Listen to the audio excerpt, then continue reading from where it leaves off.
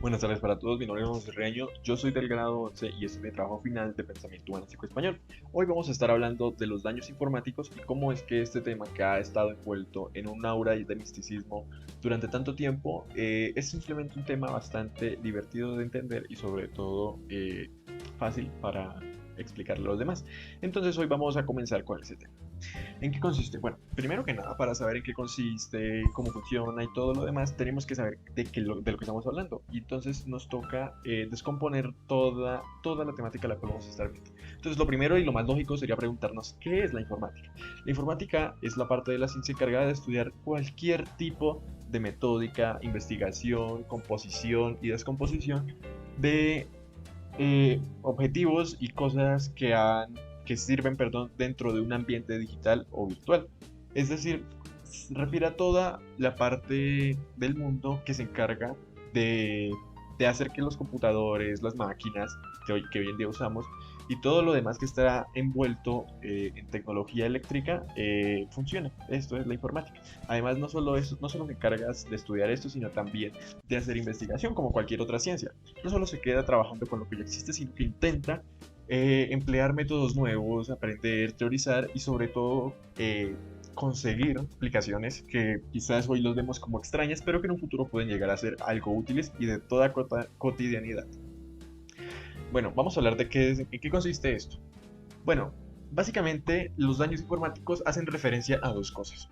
Primero podríamos hablar de daños informáticos como cualquier cosa que afecte a un ordenador. Esta es una visión y una perspectiva. Pero por consiguiente también podríamos hablar de daños informáticos como la consecuencia de este tipo de daños, valga la redundancia, que se han producido a lo largo de la historia en la informática. Entonces yo creo que vamos a desenglomerar estas dos y vamos a hablar de qué trata cada una. Básicamente en la temática planteada por el profesor podemos escoger cualquier tema que está envuelto básicamente en los daños informáticos. Yo escogí los daños informáticos como para generalizar todos estos y sobre todo dar una opinión, una conclusión para ese tipo de temas. Entonces, vamos a ver en qué consiste. Básicamente, en los daños informáticos ocurren cuando algún proceso realizado ya sea por una máquina o que a una máquina se le ha dado la orden de realizar afecta negativamente ya sea a ordenadores, a personas, a programas e incluso organizaciones de forma digital. Entonces hay muchísimos ejemplos. Podemos hablar de virus, podemos hablar de ataques, de DDoS, podemos hablar de phishing, de hackeos, de robo de identidades, de robo de información y de muchas otras cosas. Pero yo me quiero centrar en algo que casi nadie se centra, perdón, y es en los daños causados por este tipo de malicias. Es decir, qué es lo que pasa después, cuando ya se solucionó todo esto, y cómo estos daños han casi que acabado muchísimas industrias por el costo monetario que ha tenido repararlas. Entonces, bueno, vamos a ver cómo funciona esto. Esto es demasiado sencillo. Existen dos formas de hacer que un ataque informático funcione y sobre todo que cause ese tipo de daños. ¿Listo? Entonces, los ciberataques funcionan básicamente de dos formas. Como podemos ver en la imagen de la izquierda, podemos ver un editor de código. Es la forma más común.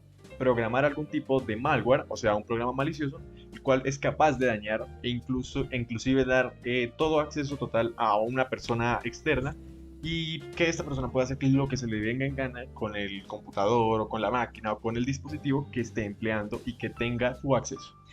La segunda forma es algo más ortodoxa, pero que igual se usa mucho porque aunque las personas se centran mucho en mejorar su seguridad digitalmente, no todas se centran en generarla en el hardware. Entonces vamos a ver qué es este tipo de cosas. Sobre todo en el pasado se usaban muchísimo, no solo disquetes, sino memorias, CDs, discos duros y cosas así, para también traer consigo mismo programas malignos, bueno, programas maliciosos, e inclusive traer programas que simplemente acaban un computador y dañarlos, ya sea por alguna broma, por algún juego, o inclusive porque tengan ganas de molestar y simplemente acabar con la industria o con lo que quieran estar atacando. ¿Listo? Esa es la forma más sencilla en la que funciona. Y la otra forma es la ingeniería social o la ingeniería inversa. ¿Qué es todo esto? Es básicamente bueno, no, cuando no. La ingeniería social es la rama de la ingeniería que se encarga de estudiar todos los procesos psicológicos a la inversa. ¿Cómo así que a la inversa? Sí, por ejemplo, cuando nosotros tenemos ganas de hacer un buen acto, solemos recurrir a una serie de instrucciones para realizarlo. Un ejemplo podría ser ayudar a pasar a una señora mayor a la calle. ¿Qué es lo que hacemos? Vamos donde la señora, le preguntamos si quiere y seguimos con ella y pasamos la calle y logramos nuestro objetivo moral.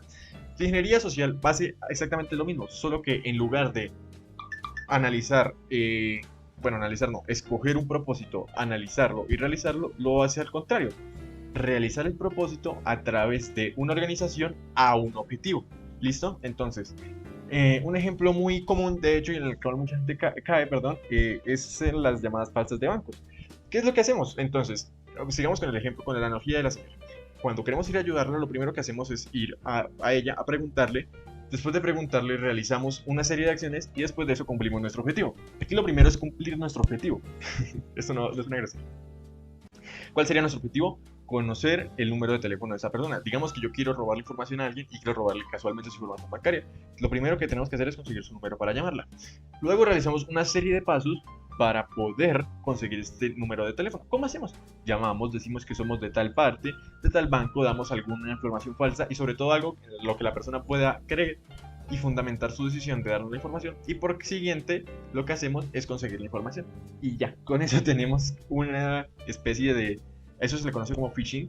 Entonces con eso podemos hacer literalmente phishing. Básicamente es algo que no se debe hacer porque es totalmente prohibido, pero lastimosamente es algo en lo que muchas personas caen. ¿Cómo denunciar? Esto es, creo que la parte que más se debería enseñar en los colegios y en cualquier organización digital, perdón. Y es básicamente cómo denunciar ese tipo de ataques. Así no nos lo estén haciendo a nosotros, sino a otra persona, deberíamos saber cómo hacer eso. La opción número uno y la más tradicional sería llamar a las autoridades y comentar lo que está pasando, ya sea poniendo una denuncia o simplemente realizando una demanda a la persona a la cual nos está atacando, en caso de que sepamos quién es, claro. La segunda es hacer una especie de escándalo digital en la cual todas las personas se podrían ir volcadas a esto, ya sea personas que no tienen nada que ver, simplemente van a subir sus estándares de seguridad, y personas como las autoridades que tienen que ver con esto van a aprovechar que toda la gente está hablando de eso, que la gente recurre a información que muchas veces es falsa pero también puede ser real, y así pueden atrapar a los criminales. Y la tercera opción es algo más primermundista, pero que no por ello no debería usarse, o sea, no debería usarse en los países tercermundistas, y es el recurrir a autoridades que están, o agencias de ciberseguridad que están especializadas en esto. A un policía, bueno, uno puede recurrir y hasta donde ellos puedan llegar, pero una agencia de ciberseguridad obviamente tiene muchísimas más cosas y herramientas para poder atrapar a esos criminales.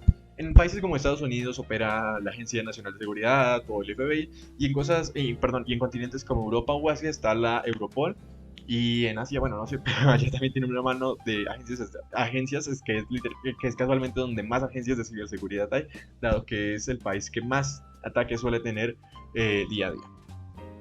Actos punibles. ¿Qué es un acto punible? Básicamente, ¿qué podemos hacer para que la punibilidad, o sea, la ley, nos castiga a nosotros por esto? Básicamente existen, o sea, los que más se repiten en el día a día son tres. Bueno, son cuatro, pero sobre todo son tres, porque este cuarto ya les voy a decir por qué no tal.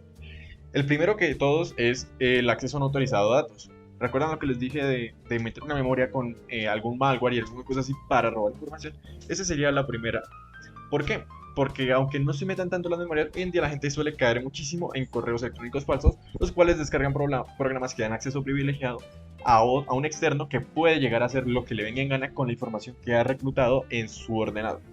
El segundo es el phishing, que es básicamente esto, pero no quedándonos solo con el computador, sino con cualquier sistema digital que esta persona pueda tener, ya sean tarjetas de crédito, información en nube, contactos y cosas así. Es básicamente lo mismo, mandar un correo falso, aplicando la ingeniería inversa que acabo de explicar, y con ello dando información falsa a una página que nosotros creemos que es real, pero que simplemente es pura estética, y luego esta le da los datos al atacante, y ese atacante ya puede hacer lo que le venga en gana también con esa información. Y el tercero es el ransomware. ¿Qué es un ransomware? Un ransomware es un programa que básicamente cuando entra a nuestro equipo nos bloquea todos los archivos, no podemos acceder a ellos, no podemos borrarlos, no podemos enviarlos, nada. Y nos da un mensaje, el cual nos dice que estamos siendo infectados y que debemos consignar una cantidad monetaria a algún número de teléfono, a alguna cuenta, lo que sea. y que supuestamente cuando hagamos esto nos van a devolver el acceso a nuestros archivos. Cada vez que pase eso, lo mejor es no hacer nada. Porque si le damos dinero, obviamente ellos no se van a salir de ahí, simplemente se van a quedar ahí, van a esperar cierto tiempo hibernando dentro de nuestro computador y van luego a volver con ese ataque. Entonces lo recomendable es no pagar, no hacer ningún tipo de rescate, sino contactar con alguien que pueda borrar este tipo de programas. Estos se pueden borrar y sinceramente no es algo fácil, pero no es nada complejo. Yo mismo creo que he hecho varios cierres de ransomware porque se puede entrar de diversas formas, pero a lo que voy con esto es que simplemente no es tan complicado quitarlos. Obviamente cuando salen nuevos y se habla muchísimo de que pasó con tal empresa y eso, esos son peligrosos, pero estos no suelen atacar a personas como tú y como yo porque no tenemos básicamente los mismos recursos que tiene una empresa, la cual le puede facilitar a un atacante su robo de información. Y bueno, vamos a hablar ahora de los ejemplos históricos. Vamos a hablar de dos que a mí me fascinan mucho. El primero tiene que ver con el ransomware, que es el ransomware WannaCry. WannaCry es un ransomware que a finales de 2017, mentiras, perdón, a inicios de 2017, infectó más de 230.000 ordenadores en un solo país. Esto, o sea, apenas se desplegó, fueron más de 230.000 en menos de una hora. Pero obviamente con el paso del tiempo se llegaron a infectar más de 200 millones de dispositivos con este tipo de virus. ¿Cómo funcionaba el virus? Lo que les acabo de explicar. Se mandaba por correo, creo que en este caso era como un texto que te decía como que, oye, has olvidado esto para subir al trabajo y cosas así. Y cuando uno lo abría, silenciosamente bajaba un archivo dentro del ordenador y este se quedaba ahí. Cuando este ya tenía el momento indicado para atacar, aparecía y encriptaba todos los archivos. Encriptar, para que no lo sepa, es simplemente como esconder todos los archivos que están a simple vista con una clave. Entonces las personas, para poder entrar a esos archivos encriptados, deberían poner una clave. Como no tienen esa clave porque la clave la tiene el atacante, pues recurrían a este tipo de ventanas. Creo que aquí a la derecha, a la izquierda, perdón, si aquí tengo el mouse lo pueden ver. Esta era la ventana que aparecía. Te daban un tiempo para que des un pago. Si no dabas el pago, teóricamente te borraban toda la información. Cuando dabas el pago, tus archivos se desencriptaban y podías seguir trabajando como corriente. El pago se daba en bitcoins, porque recordemos que el bitcoin es una criptomoneda que funciona y básicamente sus bases se sedimentan en el anonimato. Entonces nadie sabría quién fue el atacante. Y de hecho hoy en día no se sabe quién es el atacante. Se sabe que fue un grupo que quería llamar la atención y este mismo lo dijo, pero no sabemos quiénes son los integrantes del grupo. Listo. Básicamente muchísima gente pagó el rescate en Bitcoin y al principio sí les desencriptaban los archivos, pero luego las volvían a encriptar para que les siguieran mandando más dinero. Eso fue lo que pasó con WannaCry y es algo que recientemente también siempre tiene mucho de qué hablar ese tipo de ransomware porque sucede casi a diario, pero casi nadie le presta la atención suficiente porque la gente prefiere aceptar el pago y simplemente que lo sigan extorsionando hasta que los atacantes se cansen. ¿Listo? El segundo ejemplo es el de Solar Systems en el 2020. Fue un ciberespionaje, básicamente alguien instaló un programa malicioso en los ordenadores de esta empresa, Solar Systems, perdón. Sí, Solar Systems. SolarWinds, perdón, SolarWinds Systems. En el 2020 y estuvo espiándolos durante mucho tiempo. En el 2020 se desvelaron muchísimos archivos confidenciales de la empresa, los cuales servían tanto para otras empresas como para tener su información y poderles ganar en competencias, ya sea en carreras de bolsa, cosas así, y también con los productos que ellos hacían, porque ellos se encargan, creo que hasta juegos hacen esta empresa, pero sobre todo se encarga de hacer cosas que tienen que ver con la energía renovable y no renovable. Entonces, todos esos inventos y patentes salieron todas a la luz y las empresas que pues son su competencia se aprovecharon de esto y SolarWinds básicamente quedó en la nada. Fue gracias a este ciberespionaje que sucedió.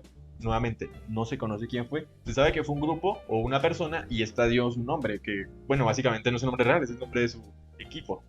Y con ellos solo sabemos el nombre y que lo hacen como por llamar la atención. El caso de SolarWinds no fue tanto por llamar la atención, sino porque se dice y se rumorea que esto fue una persona que trabajaba para una empresa rival, de una empresa de competencia de SolarWinds, que quiso hacer este tipo de cosas malas. ¿Listo? Y recomendaciones para prevenirlo. Bueno, esto es básicamente lo que siempre también debemos hablar sobre esto. Lo primero y lo que yo veo que es lo que menos se hace es mantener el software actualizado. Y creo que con esto simplemente se puede salvar uno de todos los ataques que puedan llegar a existir dentro de nuestro PC. ¿Por qué? Si ven que a veces cuando uno está trabajando le aparece como un logo amarillito que tiene como dos rayitas apuntándose a cada una. Esto es para que reiniciemos el sistema porque se va a actualizar.